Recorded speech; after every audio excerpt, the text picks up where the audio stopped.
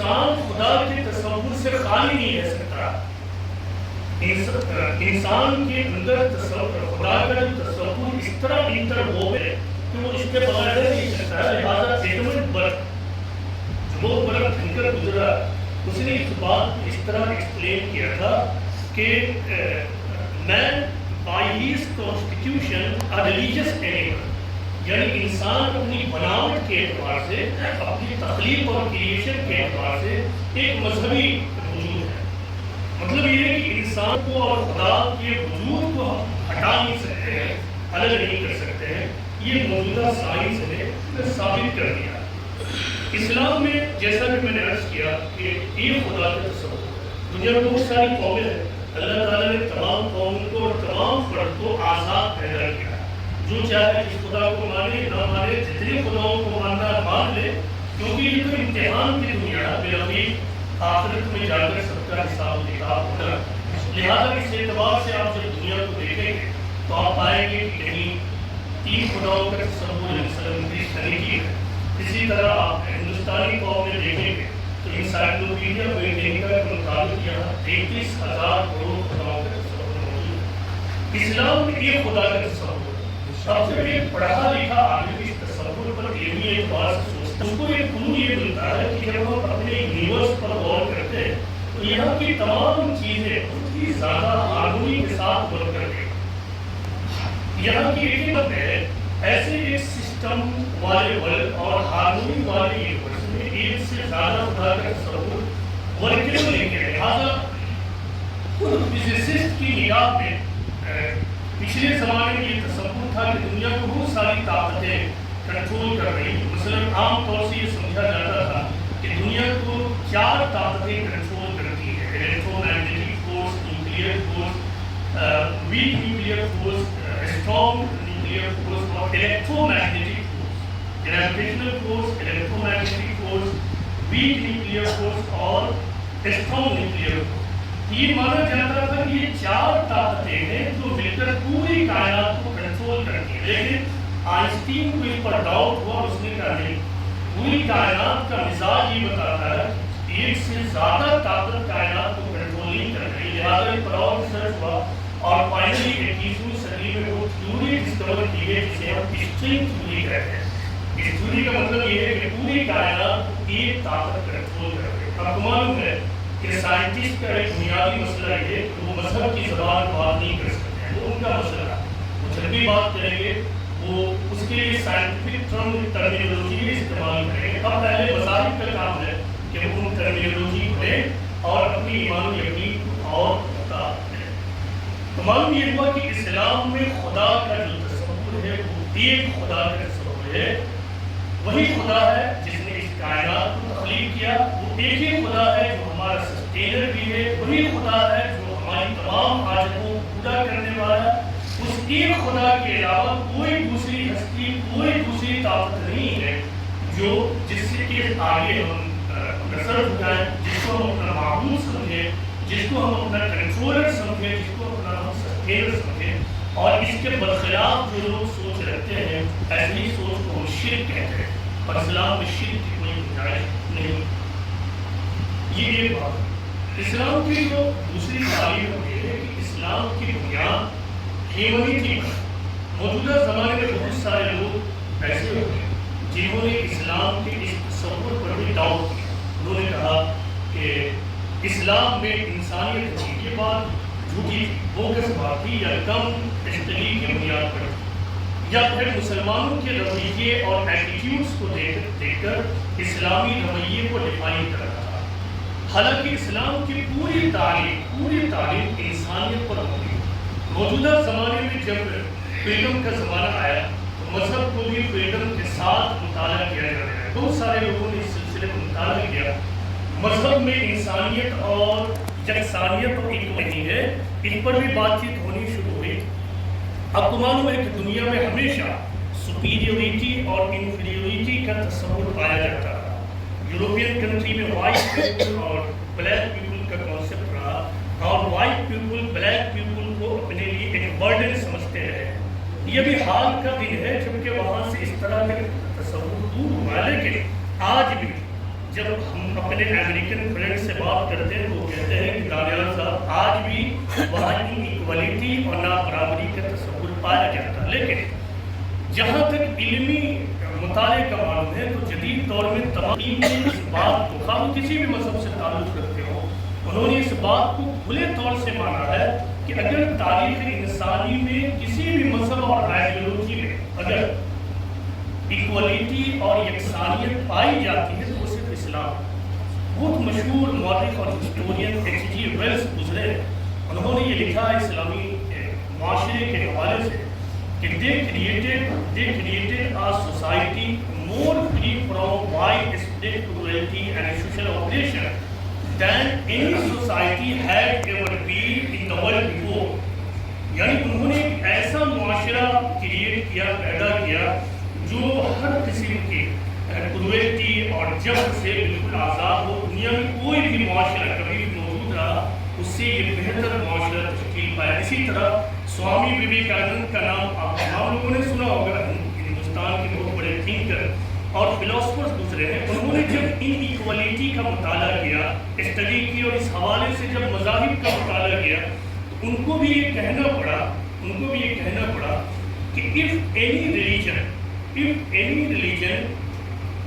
reach to the equality in any appreciable manner, it is Islam and Islam alone۔ یہ سوامی وویکانند جی کا جملہ ہے کہ اگر کسی بھی مذہب میں کسی بھی اپریشیبل لیول تک ایکولیٹی اور انسانیت پہنچی ہے تو وہ صرف اسلام ہے، اس کے علاوہ کوئی دوسرا مذہب نہیں۔ یہ تو اہل علم کا ماننا ہے۔ اب آپ اسلام کی تعلیم کو دیکھیں کہ اسلام نے ایکولیٹی اور انسانیت پر کتنا زیادہ زور دیا ہے، اور ہمیں یہ دیکھنا ہے کہ ہمارے معاشرے میں ایکولیٹی اور برابری ہے یا نہیں ہے، اور ہمیں کتنا زیادہ اس لائن پر کوششیں کرنی ہوگی۔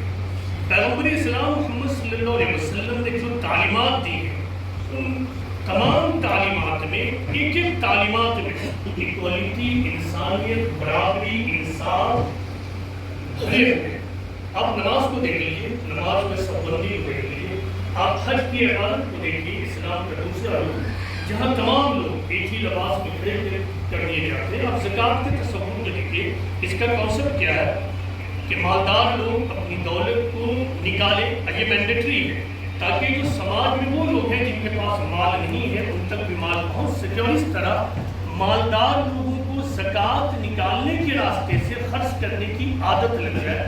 زکوٰۃ بھی انف نہیں ہے بلکہ زکوٰۃ از اے بگننگ۔ اسی طرح اسلام کے دوسرے بنیادی ارکان کو دیکھ لیجیے کہ ہر رکن میں، ہر تعلیم میں انسانیت، انصاف کی تعلیم دی۔ ایک بار کا واقعہ ہے کہ ابو مسعود انصاری مدینہ کا واقعہ ہے کہ اپنے غلام کے اوپر کسی بھی وجہ سے وہ ہیمرنگ کر رہے تھے، مارنا شروع کیا تو عین مصیبت پروفٹ آف اسلام کا ادھر سے گزر ہوا۔ پروفٹ آف اسلام گھر گئے اور اس کے بعد کہا کہ اے ابو مسعود یہ کیا کر رہے ہیں؟ ابو مسعود نے بتایا۔ اس کے بعد پیغمبر اسلام نے کہا کہ دیکھو جان لو جتنی طاقت اور قوت تمہیں اس غلام کے اوپر ہے، اس سے کہیں زیادہ طاقت اور قوت خدا کو تمہارے اوپر ہے۔ یہ کہنا تھا کہ ابو مسعود انصاری رضی اللہ عنہ کے ہاتھ سے ڈنڈا چھوٹ کر یہ پڑھائی سے کیوں ہوا؟ اس کی وجہ یہ تھی کہ اس سے پہلے ابو مسعود انصاری اپنے آپ کو سپیریئر لیول پہ رکھے ہوئے اور اپنے کام کرنے والے اسٹاف کو یا غلام کو نیچے درجے پہ، وہ اپنے آپ کو اعلیٰ سمجھتے تھے اور اپنے اسٹاف اور غلام کو ادنا۔ پیغمبر اسلام نے ان کے بھرم کو توڑا کہ تم کس دنیا میں زندگی گزار رہے ہو، تم جتنی قدرت اس کے اوپر رکھتے ہو اس سے کہیں زیادہ قدرت قادر مطلق تمہارے اوپر رکھتا ہے۔ اس کا مطلب یہ ہے کہ تم جو بھی معاملہ کر رہے ہو تم کیا سمجھتے ہو کہ یہ تمہارے اس کے درمیان کا معاملہ ہے؟ نہیں، بلکہ جب بھی دو آدمی کوئی معاملہ اور ڈیلنگز کر رہا ہوتا ہے تو وہاں ایک تیسری ہستی بھی موجود رہتی ہے اور وہ خدا رب العالمین کی ہستی، انہیں بالآخر خدا رب العالمین کے سامنے جا کر اکاؤنٹیبل ہوتا ہے۔ اس طرح پیغمبر اسلام نے انسانیت اور برابری کے تصور کو ہر موقع سے پیوست کرنا چاہا۔ آپ جب قرآن کو کھول کر پڑھیں گے تو سب سے زیادہ الفاظ جو آپ کو ملے اللہ کے حوالے سے وہ ہے کہ اللہ رحمان، آپ نے سنا بسم اللہ الرحمن الرحیم، اللہ رحمان ہے، اللہ رحیم ہے۔ پیغمبر اسلام کے لیے پیغمبر اسلام کی جو پرماننٹ اسٹیٹس قرآن میں کیا بتایا ہے، وما ارسلناک الا رحمۃ للعالمین، یعنی ہم نے تم کو تمام انسانیت کے لیے رحمت اور مرسی بنا کر بھیجا۔ پورے قرآن کا یہی معاملہ، قرآن میں اہل ایمان کو اور بلیورز کو یہ حکم دیا گیا ہے کہ وتواصوا بالحق وتواصوا بالصبر، تم ایک دوسرے کو حق کی تلقین کرو اور صبر کی تلقین کرو۔ مفسرین نے لکھا کہ اس کا مطلب یہ ہے کہ تمہیں تمام انسانیت کے ساتھ کمپیشن اور ہمدردی کے ساتھ زندگی گزارنا ہے۔ حدیث رسول میں کثرت سے ایسی احادیث موجود ہیں جن میں یہ بتایا گیا ہے کہ اگر تم زمین والوں پر رحم نہیں کرو گے تو آسمان والا تمہارے اوپر رحم نہیں کرے گا۔ یرحمکم من فی السماء، اگر تم زمین والوں پر رحم نہیں کرو گے تو آسمان والا تم پر رحم نہیں کرے گا۔ خواہ تم کتنے ہی زیادہ مسجد میں جاؤ، خواہ تم کتنے ہی زیادہ چلہ لگاؤ، حج و عمرہ کر لو، اپنے ظاہری فتح کو بدل لو، لیکن اگر تم اہل زمین پر تم اپنے ساتھیوں کے اوپر، اپنے ساتھی شہریوں کے اوپر رحم دلی کے ساتھ، کمپیشن کے ساتھ پیش نہیں آتے ہو تو اللہ تعالیٰ تمہارے اوپر رحم کے ساتھ پیش نہیں آئے۔ پیغمبر اسلام محمد صلی اللہ علیہ وسلم کی مشہور حدیث اس طرح ہے کہ پیغمبر اسلام نے کہا کہ دیکھو تمام انسانیت، تمام مینکائنڈ دراصل خدا کی عیال اور فیملی کی طرح ہے، اور اللہ تعالیٰ سب سے زیادہ پسندیدہ اور بیلوڈ اس کو مانتا ہے جو اس کے اہل، اس کی فیملی کے ساتھ بہترین سلوک کرے۔ پیغمبر اسلام کی جو عادتیں حدیث کی کتابوں میں آئی ہیں ان میں سے ایک عادت یہ تھی کہ آپ رات کے آخری پہر میں اٹھ کر تہجد پڑھا کرتے تھے، اور آپ کی یہ ہیبٹ مکی زندگی سے، یہ پوائنٹ بہت زیادہ اہم ہے، آپ کی یہ ہیبٹ مکی زندگی سے، روایتوں میں یہ آتا ہے کہ آپ رات کے آخری پہر کو اٹھتے، تہجد سے فارغ ہوتے اور دعاؤں کے لیے ہاتھ پھیلاتے۔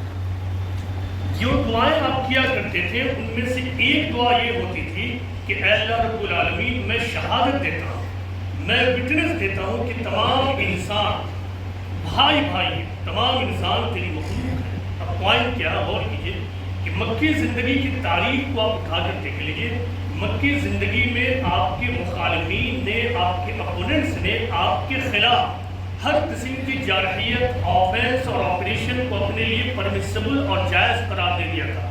اس کے باوجود، اتنے زیادہ جبر اور ظلم کے باوجود پیغمبر اسلام نے اپنی طرف سے کیا اسوہ چھوڑا ہے، وہ یہ ہے کہ تمہارے دل میں دوسرے کے لیے اس کے باوجود ہمدردی اور شفقت کا جذبہ ہونا چاہیے۔ یہ پیغمبر اسلام کی تعلیم۔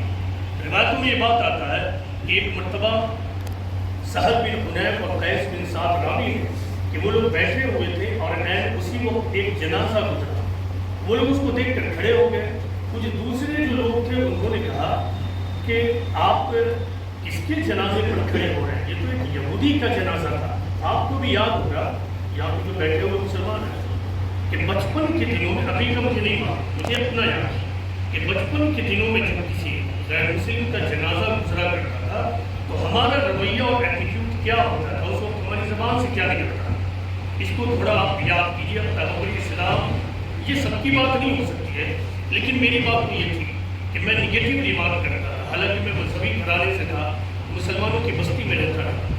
پیغمبر اسلام کے حوالے سے ان لوگوں نے کہا کہ ہاں معلوم کہ یہودی کا جنازہ ہے، ہندوی کا جنازہ ہے، لیکن ایک مرتبہ پیغمبر اسلام بیٹھے ہوئے تھے مدینہ کا، ان لوگوں نے کہا، صحابہ نے، اور عین اسی وقت ایک یہودی کا جنازہ گزرا، لوگوں نے اپوز کیا۔ پیغمبر اسلام نے کہا الیست نفسا، was he not a human being, کیا وہ انسان نہ تھا؟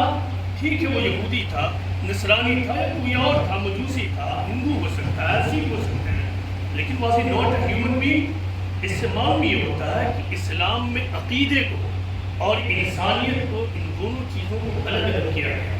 ہم عقیدے کے اعتبار سے اسلام کے ماننے والے ہیں، ہم وحدانیت کو مانتے ہیں، آخرت پر یقین ہے، جنت جہنم پر یقین ہے، لیکن بطور انسان ہمیں اللہ اور اس کے رسول نے تعلیم یہ دیا ہے کہ ہم تمام انسان ایک نگاہ سے دیکھیں گے۔ جہاں تک انسانی معاملہ ہوگا ہم انسانیت کے معاملے میں ایک اور دوسرے کے درمیان کوئی فرق نہیں کریں گے. یہی اسلام کی پوری تعلیم ہے. یہی پوری تعلیم ہے. اگر میں چاہوں تو دن بھر ود دا ریفرنس ہے انسان اسلام کی انسانیت اور انصاف کی تعلیمات پر مستند گفتگو کر سکتا ہوں، لیکن وقت نہیں ہے. میں بس یہاں اتنا عرض کر دوں کہ اسلام کی تعلیم تمام تر تعلیم بنیادی طور سے امن، صلح اور انسانیت پر مبنی ہے. امن، صلح اور انسانیت پر مبنی ہے. لہذا امن کے حوالے سے قرآن کا یہ تاریخی اسٹیٹمنٹ ہے کہ من قتل نفسا بغیر نفس او فساد فی الارض فکأنما قتل الناس جميعا، کہ جس نے کسی ایک انسان کو قتل کیا گویا اس نے ساری انسانیت کو قتل کر دیا. یہ آج ہم 21ویں صدی میں بیٹھ کر بات کر رہے ہیں، جبکہ مہاتما گاندھی، نیلسن منڈیلا اور مارٹن لوتھر کنگ جیسے لوگوں کی مثالیں ہمارے سامنے اب 1400 سال پہلے چلے جائیں. وہ زمانہ جہاں مار کاٹ، وائلنس کو ایک جائز چیز سمجھی جاتی تھی، بالکل معمول کا معاملہ ہوتا تھا. اس وقت پیغمبر اسلام کی زبان سے اللہ تعالیٰ نے یہ آیت نازل فرمائی، یہ کہلوایا کہ دیکھو جس نے ایک انسان کو قتل کر دیا اس نے ساری انسانیت کو قتل کر دیا. اس سچویشن میں کھڑے ہو کے پیغمبر اسلام اپنے ماننے والوں کو یہ کہتے ہیں کہ ان اللہ یعطی علی الرفق وما لا یعطی علی العنف. اللہ تعالیٰ جو چیز نرمی پر دیتا ہے وہ سختی پر نہیں دیتا. ان ادر ورڈز اللہ تعالیٰ جو کچھ پیس اور شانتی پر دیتا ہے وہ ٹکراؤ، الجھن اور تشدد پر نہیں دیتا. پوری اسلامی تعلیم یہی ہمیں چاہیے کہ ایک طرف وحدانیت کو ہندوستان کے اس منظر میں ایک طرف وحدانیت کے تصور پر مضبوطی کے ساتھ عمل کریں، اور دوسری طرف اسلام کی یہ تعلیم جو دوسری قوم تو دور ہے، خود مسلمانوں کے اندر سے کھوئی ہوئی تعلیم اور اجنبی تعلیم بن گئی ہے، ہم اس تعلیم پر خود بھی عمل کریں. مسلم نوجوانوں کے درمیان ان تعلیمات کو فروغ دیں، اور بالخصوص غیر مسلم اقوام کو خدا کا یہ پیغام ضرور پہنچائیں. اب یہ سوال پیدا ہوتا ہے کہ اسلام کا میسج کیا ہے. یہ ایک حصہ تھا جو بنیادی تعلیم کے اعتبار سے مجھے بیان کرنا تھا. اب یہ ہے کہ اسلام کا میسج کیا ہے. اسلام ماننے والوں کو یا ان لوگوں کو جس کو اسلام خطاب کرتا ہے اس سے کیا کہتا ہے. اسلام یہ کہتا ہے کہ خلق الموت والحیات لیبلوکم ایکم احسن عملا. ہم نے موت و حیات، ڈیتھ اینڈ لائف اسی لیے کریٹ کیا ہے تاکہ ہم دیکھیں کہ کون اچھا عمل کرنے والا ہے اور کون برا عمل کرنے والا ہے. یہ آیت آپ کو بتا رہی ہے کہ اسلام اپنے ماننے والوں کو کیا میسج دیتا، اور اسلام کے نزدیک خدا کا کریشن پلان کیا. خدا کا کریشن پلان یہ کہ موجودہ دنیا ایک فانی دنیا، اس فانی دنیا میں اللہ تعالیٰ نے انسان جیسی ابدی اور ایٹرنل کریشن کو پیدا کیا. قرآن و حدیث سے معلوم ہوتا ہے کہ انسان فانی مخلوق نہیں ہے بلکہ انسان ابدی مخلوق ہے، اسے ہمیشہ رہنا ہے. لیکن قرآن و حدیث کے مطابق اللہ تعالیٰ نے اس کی پوری زندگی کو 2 بڑے حصوں میں تقسیم کر دیا ہے. ایک پری ڈیتھ لائف اور دوسرا پوسٹ ڈیتھ لائف، یعنی ایک موت سے پہلے کی زندگی اور دوسرا موت کے بعد کی زندگی. قرآن و حدیث یہ بتاتے ہیں کہ موت سے پہلے کی زندگی امتحان کی دنیا ہے، اور موت کے بعد والی زندگی اور دنیا انعام کی دنیا ہے. یہاں کسی شخص کو اپنے اعمال کو انجام دینا ہے، تیاری کرنی ہے. ٹھیک اسی طرح جیسے ایگزامینیشن ہال میں جانے سے پہلے ایک ایگزامینی کو ایگزام کی تیاری کرنی، اور ایگزام ہال میں جا کر فائنلی ایگزام دے کر جب وہ نکل جاتا ہے تو اب جو دور شروع ہوتا ہے ایگزام کے رزلٹ نکلنے کا. ٹھیک یہی معاملہ اس دنیا کا ہے کہ جب قیامت آئے گی تو یہاں عمل کا دور ختم ہو جائے گا. قیامت تو آئے گی، قیامت برحق ہے، لیکن ایک قیامت ہر روز آتی ہے. ایک قیامت ہر روز آتی ہے اور ہر آدمی کو اس قیامت سے بلاخیر گزرنا ہے. قیامت کیا ہے؟ کل نفس ذائقۃ الموت، ہر نفس کو موت کا مزہ چکھنا ہے. قیامت یقیناً آئے گی، لیکن ایک انسان کی جب موت آ جائے اس کی تو قیامت آ گئی. ایک انسان کی جب موت آ جائے اس کی قیامت تو آ گئی. موت کے بارے میں معلوم ہے سب سے زیادہ چونکا دینے والی بات کیا ہے؟ جب میں نے اپنے مطالعے کے ذریعہ دیکھیے، ایک چیز وہ ہے جو آدمی ایک روایت اور ایک کنٹینویشن کے ذریعے جانتا جاتا ہے. بچہ پیدا ہوا کہیں اس کو کچھ باتیں بتا دی، وہ سنتا ہے پھر اسی طرح عمل کرتا ہے. اور ایک چیز وہ ہے جس کو آپ شعوری طور پر کانشیس لیول پر دریافت کرتے ہیں، تو یہ دریافت آپ کے اندر ایک بھونچال پیدا کر دیتی ہے. موت کے بارے میں سب سے زیادہ چونکا دینے والی بات جو مجھے معلوم ہوتی ہے وہ یہ ہے کہ death comes at the point of no return, یعنی موت نہ واپس آنے والے نقطے پر آتی ہے. جب ایک آدمی پر موت آ جائے تو اس کے بعد اس کی واپسی نہیں، ٹوٹل ڈیٹیچمنٹ ہو جاتا ہے اس دنیا سے. اس کی رشتہ داریاں، اس کے دوست احباب، یہ دنیا سب کچھ ختم ہے ایک لمحے بھر ہے. اور یہ ایک واقعہ یہ بتانے کے لیے کافی ہے کہ موجودہ دنیا میں وہ نقشہ حیات اور وہ پلاننگ آف لائف جو موجودہ دنیا کو بیس بنا کر بنائی جاتی ہے، بلا شبہ ایسی پلاننگ اور ایسا نقشہ فولس پیراڈائز میں رہنے کے مترادف اور ٹینکماؤنٹ ہے. کیونکہ یہ دنیا جس میں بہت جلد آدمی گزر جانے والا ہے. میری عمر 40 سال ہو گئی ہے. میں اکثر سوچتا ہوں کہ میں تو بوڑھا ہو گیا، بہت جلد موت کا فرشتہ آئے گا اور مجھے لے کر چلا جائے گا. میرے والد کی موت 60 سال کی عمر میں ہو گئی تھی، ابھی سے 24 سال پہلے. میری والدہ 3 سال پہلے گزر. مجھے معلوم ہے کہ موت کا حادثہ ایک فیملی کے اوپر اتنا بڑا حادثہ ہوتا ہے، لیکن یہی بٹر ٹروتھ ہے. اس بٹر ٹروتھ سے کوئی منہ موڑ نہیں سکتا، اور اس بٹر ٹروتھ کو کوئی انسان اپنی زندگی میں جتنی جلدی سمجھ لے اتنی ہی اس کے لیے کامیابی ہے. جو لوگ جتنی تاخیر سے سمجھیں گے اس معاملے کو اتنی ہی تاخیر سے وہ اپنے معاملے کو سدھار پائیں. میں کچھ دنوں پہلے ہندوستانی ایکٹرز کے کچھ انٹرویوز کو دیکھ رہا تھا. جونی لیور کا نام سب نے سنا ہوگا، عرفان خان کا نام سب نے سنا. ان لوگوں کے ساتھ کچھ حادثات ہوئے. جونی لیور اور عرفان خان اور اس جیسے دوسرے لوگ جنہوں نے ریئلائز کیا، جنہوں نے اپنی زندگی کو محض انٹرٹینمنٹ میں لگا کر نہیں چھوڑا، انہوں نے یہ ڈسکور کر لیا. جونی لیور کا یہ جملہ ہے کہ اس سے پہلے کہ آدمی زندگی کو سمجھ سکے 40 سال ہو جاتا، آدمی کی زندگی گزر جاتی ہے. اسی بات کو عرفان خان نے اپنے انداز، اس سے پہلے کہ آدمی زندگی کی حقیقت کو سمجھے زندگی کو ہاتھ سے سلپ کر جاتی ہے. اس سے پہلے کہ زندگی سلپ کر جائے ہمارے ہاتھ سے، ہم اپنی زندگی کو تھامے اور قرآن حدیث سے بتاتے ہیں کہ موجودہ دنیا امتحان کی ہم تیاری میں لگتے ہیں. موجودہ دنیا میں کوئی بھی اپنا عیش گدا نہیں بنا سکتا. موجودہ دنیا میں کوئی بھی انسان اپنا پیراڈائز نہیں بنا سکتا. آپ تمام لوگ پڑھے لکھے انٹلیکچوئلس لوگ یہاں جمع ہیں. آپ میں سے تمام لوگوں نے فرانس کے بادشاہ لوئی آزدہم کا نام سنا ہوگا.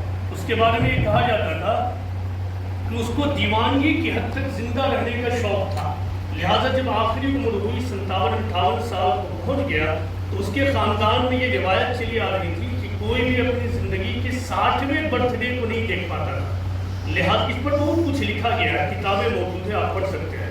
خلاصہ یہ ہے کہ آخر وقت میں اس نے اپنے چاروں طرف ایک مضبوط قلعہ بنایا، خندق کھودوا دیا. 40 فوج اور آرمی کے لوگ مسلسل اس کو گھیرے رہتے تھے، اور اس نے تمام ارد گرد کے لوگوں کو یہ حکم دے دیا تھا کہ میرے ارد گرد کوئی بھی موت کا ورڈ استعمال نہیں کرے گا. کسی نے اس سے کہا کہ جو کچھوا ہوتا ہے وہ زندگی بخش اور حیات بخش ہوتا ہے. اس نے دور بھیج کر کچھوے کو بگایا. دنیا کی ٹاپ موسٹ میڈیکل ایکسپرٹس بلائے گئے. ان میڈیکل ایکسپرٹس کو کہا جاتا ہے کہ اس زمانے میں لوئی 10,000 سونے کا سکہ دیا کرتا تھا، جو اس زمانے میں اگر کوئی آرمی فوج میں 40 سال تک بھی اپنا وقت لگا دے تو وہ نہیں کما سکتا تھا. اس کے ساتھ کام کرنے والا ایک میڈیکل ایکسپرٹ ایک دن میں کماتا تھا. لیکن اس کے باوجود لوئی آزدہم نے موت کے فرشتے کو اپنے سے دور کرنے میں کامیابی حاصل نہیں کی. بالآخر موت کا فرشتہ قریب آنے لگتا ہے، اس کے اوپر فالج مارتا ہے، اور پھر موت کا فرشتہ اس پر قابو پا لیتا ہے. کہا جاتا ہے کہ وہ آخری جملہ جو موت سے پہلے اس نے کہا تھا وہ یہ تھا، وہ یہ جملہ تھا، کتنا زیادہ ہلا دینے والا جملہ ہے. اس نے یہ کہا تھا کہ میں اتنا بھی زیادہ بیمار نہیں ہوں جتنا آپ لوگ سمجھتے ہیں. میں اتنا بھی زیادہ بیمار نہیں ہوں جتنا آپ لوگ سمجھتے ہیں. اس کے بعد موت کا فرشتہ اس کی روح کو قبض کر لے کر چلا جاتا ہے. یہی پوری ہیومن ہسٹری ہے. اب سوال یہ ہے کہ پوری ہیومن ہسٹری ایسی ہے، اس کے باوجود ہم موت سے اتنا غافل کیوں ہیں؟ ایک شوہر اپنی بیوی کو دفن کر کے آتا ہے، ایک بیٹا روتے ہوئے کاندھے پر اپنی ماں کو لے کر جاتا ہے اور قبرستان سے واپس آتا ہے. لیکن اس کے باوجود 2 ہی 3 دن ایسے گزرتے ہیں اس کے لائف اسٹائل بالکل کیئرلیس ہو جاتے ہیں. اس کی ایک وجہ یہ ہے کہ اللہ تعالیٰ نے انسان کے سیل کے اندر جو کروموسوم دیا ہے, جو ڈی این اے دیا ہے, ابھی تک کی تحقیق کے مطابق اس میں تمام انفارمیشنز موجود ہیں کہ آپ کے بال کیسے ہوں گے, اس کا کلر کیسا ہوگا, آپ کے نوز کا شیپ کیسا ہوگا, آپ کا ایئر لوب کیسا ہوگا, آپ کی ہائٹ کیسی ہوگی.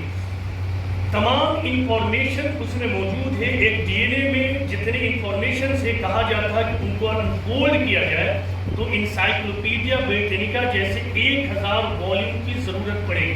اتنے زیادہ انفارمیشنز موجود ہیں, لیکن اللہ تعالیٰ نے اس میں موت کی کسی خبر کو نہیں رکھا. موت کا کوئی انفارمیشن نہیں. یہی وجہ ہے کہ انسان موت سے بے خبر رہتا ہے, اور یہی وجہ ہے کہ پیغمبر اسلام نے اپنے ماننے والوں کو یہ تنبیہ کی ہے کہ تحقیق و ذکر حاضم اللذات یعنی موت کو کثرت سے یاد کرو جو لذتوں کو ڈھا دینے والا. انسان لذتوں میں پڑا رہتا ہے. لذت کا مطلب صرف بریانی اور مرغا نہیں, لذت کا مطلب ہے انٹرسٹ. ہر آدمی کا اپنا ایک انٹرسٹ ہوتا ہے, بزنس ہے, جاب ہے, سروس ہے, بیوی ہے, بچے ہیں. ہر آدمی اپنی اپنی لذتوں میں انگیج ہوتا ہے, اور یہ لذت اس کو سب سے بڑی حقیقت سے غافل کر دیتی ہے. ہمیں چاہیے لذتوں کو توڑے, اور موت کی یاد کوئی نگیٹو تھنکنگ نہیں ہے. یہ پچھلے زمانے کی بات ہوگی جبکہ موت کی یاد کو نگیٹو تھنکنگ کہا جاتا تھا, کہ موت کی یاد تو ایک نگیٹو تھنکنگ. ہم پازیٹیو لوگ ہیں, ہمیں جینا چاہیے. موجودہ زمانے کی تحقیقات نے یہ بتایا ہے کہ موت کی یاد آدمی کے اندر سینس آف ارجنس پیدا کرتی ہے. موت کی یاد آدمی کے اندر پازیٹیو تھنکنگ پیدا کرتی ہے. موت کی یاد آدمی کے اندر کمپیشن اور ہمدردی پیدا کرتی ہے. ایک آدمی جب قبرستان کی طرف سے گزرتا ہے اور لوگوں کو دیکھتا ہے کہ وہ قبر کے اندر جا رہا ہے تو اس کے اندر رحم دلی پیدا ہوتی ہے. یہ ہے موت کی یاد کا فائدہ, کہ موت کی یاد میں جو لوگ جئیں گے وہ اپنے ٹائم کو ویسٹ نہیں کر سکتے. ایسا آدمی اس دنیا میں ہمیشہ یوزفل بن کر زندگی گزارے, اس دنیا کے لیے بھی یوزفل ہوگا, اور کل آخرت میں بھی انشاءاللہ وہ اعلیٰ کامیابی حاصل کرے گا. گفتگو میں ختم کرنے والا ہوں, بس میں ایک آیت آپ تمام لوگوں کو سناتا ہوں. قرآن کے ایک مقام پر بہت ہی زیادہ چھوڑنے والی آیت موت کے حوالے سے اللہ تعالیٰ یہ کہتے ہیں کہ اولم نعمرکم ما یتذکر فیہ من تذکر, کیا ہم نے تم کو اتنی عمر نہیں دی تھی کہ جو نصیحت لینے والے ہوں وہ نصیحت لے لیں. کیا ہم نے تم کو اتنی عمر نہیں دی تھی کہ جو نصیحت لینے والے ہیں وہ نصیحت لے لیں. حدیث کی کتابوں میں بھی اس سلسلے میں روایتیں موجود ہیں, اور یہ بتایا گیا ہے کہ جن لوگوں کی عمر 30-40 سال پہنچ جاتی ہے تو پھر ان کے پاس کل اللہ کے سامنے پیش کرنے کے لیے کوئی ایکسکیوز اور عذر نہیں بچتا. وہ ایکسکیوز لیس ہو جاتے ہیں, کیونکہ ان کے سامنے تمام چیزیں 2+2=4 کی طرح ہو جاتی ہیں. لہذا جو لوگ معمر ہو چکے ہیں, عمر دراز ہو چکے ہیں, اب انہیں کس چیز کا انتظار ہے؟ جو لوگ 30-35 سال کراس کر چکے ہیں, آخر انہیں کس چیز کا انتظار ہے کہ وہ اپنی زندگی کو اپنی لائن پر لانے کے لیے تیار نہ ہو. قرآن میں ایک مقام پر کہا گیا کہ ہم تمہاری تخلیق کو واپس لوٹا دیں گے, ہم تمہاری تخلیق کو واپس لوٹا دیں گے. کس بچے انسان پیدا ہوتا ہے, بچہ ہوتا ہے, پھر جوان ہوتا ہے, بڑھاپے کی زندگی پہنچتا ہے. تو جب وہ بڑھاپے کی اعلیٰ سیڑھی پر پہنچتا ہے تو اس کے اندر پھر کیا ہوتا ہے, وہی بچے والی صفات پیدا ہو جاتی ہے. انسان کے اندر جو آرگنس ہوتے ہیں, جتنے بھی آرگنس ہیں, غالباً 72 یا اس سے کچھ زیادہ آرگنس ہیں, یہ تمام آرگنس فیل ہونا شروع ہو جاتے ہیں, اور بالآخر یہ تمام آرگنس فیل ہو جاتے ہیں. یہ واقعہ اتنا بڑا واقعہ ہے جو انسان کو 2 چیزیں بتا رہی ہیں.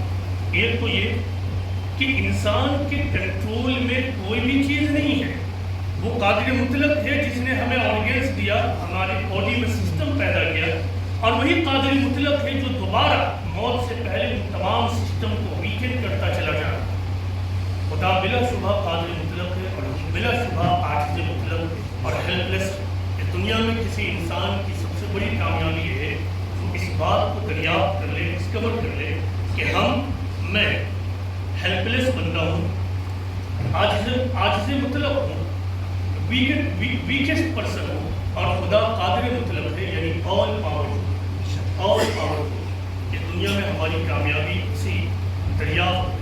ہم تمام لوگوں کو چاہیے کہ موت سے پہلے کی زندگی کو ہم اپنی آخرت کی زندگی کی تیاری میں لگائیں, تاکہ کل آخرت میں تمام لوگوں کو ابدی دنیا میں جگہ پا سکیں۔ اللہ تعالیٰ سے یہ دعا ہے کہ اللہ تعالیٰ تمام لوگوں کو سمجھنے کی توفیق عطا فرمائے، اللہ تعالیٰ تمام لوگوں کو قرآن و حدیث کے مطابق زندگی گزارنے کی توفیق فرمائے، اللہ تعالیٰ تمام لوگوں کو قرآن و حدیث کے مطالعے اور اشتری کی توفیق دے، قرآن کا ہم براہ راست مطالعہ کرنے والے بنے، قرآن کو تمام انسانیت تک پھیلانے والے بن جائیں۔ قرآن پر عمل کرنا ہماری ایک ذمہ داری، اب یہ بالکل آخری بات ہے، 1 منٹ میں آپ کے سامنے پیش کروں، صرف ایک قرآن پہ عمل کرنا، قرآن و سنت پر عمل کرنا ہماری ایک ذمہ داری ہے، اور قرآن و سنت کو تمام انسانیت تک پہنچانا ہماری دوسری بڑی ذمہ داری ہے۔ یہی ہمارے اوپر کو بڑی ذمہ داری ہے۔ اس دوسری بڑی ذمہ داری کو قرآن و حدیث میں دعوت اللہ اور شہادت الناس کہا گیا۔ مسلمانوں کے اوپر جو رسپانسبلٹی ہے، آپ ہمیشہ یاد رکھیے، میں اپنا سب سے امپورٹنٹ پیغام آپ کو پہنچا رہا ہوں کہ مسلمانوں کے اوپر جو ایک سب سے بڑی ذمہ داری ہے ذاتی دینداری کے علاوہ وہ یہ ہے کہ خدا کے پیغام کو تمام انسانیت تک پہنچانا۔ ہم ہندوستان میں رہتے ہیں، ہندوستان میں ایک بڑی آبادی غیر مسلم بھائی بہنوں کی ہے، یہ ہمارے اوپر فرض ہے، ہماری ڈیوٹی ہے کہ ہم اپنے اپنے حالات کے اعتبار سے اس کام کے لیے کھڑے ہوں۔ کم از کم ہم قرآن کو، قرآن عربی زبان میں ہے، آپ کو معلوم ہے قرآن عربی زبان میں ہے، لیکن دنیا میں صرف عربی نہیں بولی جاتی، 200 زبانیں تو ایسی ہیں جو بہت زیادہ بولی جاتی ہیں۔ قرآن میں یہ بتایا گیا ہے کہ وَمَا أَرْسَلْنَا مِن رَّسُولٍ إِلَّا بِلِسَانِ قَوْمِهِ لِيُبَيِّنَ لَهُمْ، کہ ہم نے جس رسول کو بھی بھیجا لوگوں کی اپنی زبان میں بھیجا۔ یہ ہم مان سکتے ہیں کہ ہندوستان اور انڈین سب کانٹیننٹ میں بھی ضرور پیغمبر آئے تھے، ان کا ریکارڈ ہمارے پاس نہیں ہے، وہ کتابیں ہمارے پاس موجود رہتی ہیں۔ ہمارا ایمان و عقیدہ ہے، یعنی مسلمانوں کا، یہاں جتنے بھی لوگ ہیں مسلمانوں کا عقیدہ ہے کہ قرآن خدا کی آخری کتاب ہے۔ جو لوگ قرآن پر عمل کرنے والے ہوں گے وہی لوگ ہوں گے جو کل آخرت میں کامیاب ہوں۔ اب یہ ہماری ذمہ داری بنتی ہے کہ قرآن کو دنیا کی مختلف زبانوں میں ٹرانسلیٹ کروائیں اور پھر دنیا کی تمام انسانیت تک پہنچائیں۔ ہم دراصل یہی کام بنیادی طور سے کرتے ہیں کہ غیر مسلم اقوام تک قرآن کو بہت بڑے پیمانے پر پہنچانے کی کوشش کر رہے ہیں۔ ہمارے ادارے نے اب تک قرآن کے 50 سے زیادہ ڈفرینٹ لینگویجز میں ٹرانسلیشن کروا لیا، ایون برانڈ لینگویجز میں، انڈین اور انٹرنیشنل لینگویجز میں، اور اس کو ہم بالکل فری آف کاسٹ غیر مسلم بھائی بہنوں تک پہنچاتے ہیں تاکہ وہ اپنے خدا کی کتاب کو لیں اور وہ اس کو پڑھ سکیں۔ آپ میں سے جس صاحب کو بھی قرآن کی کاپی چاہیے ہو کہ وہ لے اور اپنے غیر مسلم بھائی بہنوں تک پہنچائیں، اور یہ آپ کا فرض ہے اپنے حالات کے اعتبار سے، اپنے حالات کے اعتبار سے آپ کو یہ پہنچانا چاہیے، تو آپ ہمارے ادارے سے حاصل کر سکتے ہیں۔ ہم سے یہ غلطی ہوئی کہ آج جب ہم یہاں آئے، یہاں قرآن ہم نہیں لا سکے، لیکن ہماری آفس پھلواری شریف میں توانہ محلے میں جب کبھی بھی ضرورت ہو آپ اسی طرح خبر کروا دیں، ہم آپ کو قرآن پرووائڈ کریں۔ اللہ تعالیٰ سے دعا ہے کہ اللہ تعالیٰ ہم سب کو عمل کی توفیق، آمین۔ جب کبھی بھی ضرورت ہو قرآن سیرت کی کتاب حدیث سے ہم جو غیر مسلموں تک پہنچاتے ہیں وہ آپ کے لیے فری آف کاسٹ اویلیبل آپ بھی پہنچائیں۔ وہ ہمارے